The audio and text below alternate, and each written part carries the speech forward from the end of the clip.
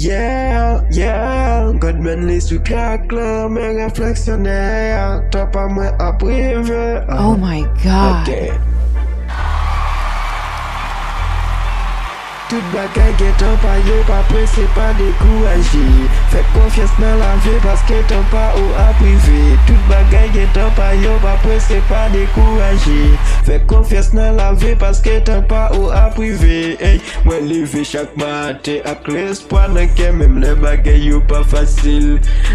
Pa jampe, kone chak gen jou mwen tombe pa pou gen mesi. Bon se l'inive tout fos la guide mwen kwa sa.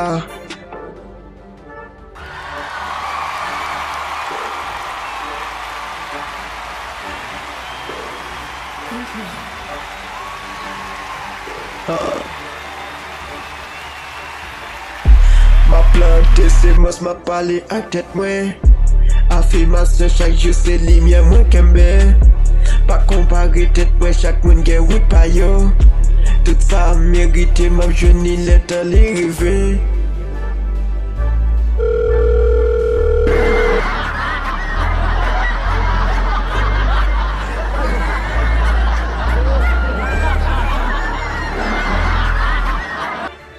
Tout bagay rive, nata pa yo. Mpa beswe kouri, map mache sou wout pam. Tout bagay rive, nata pa yo. Tan pa mwen aprive, fok mwen kembe la fwa. Tout bagay rive, nata pa yo. Tout sa mwen chèche ap vene ak limye. Tout bagay rive, nata pa yo. Mpa la game, se pou fwap se l'espoir. Oh my God.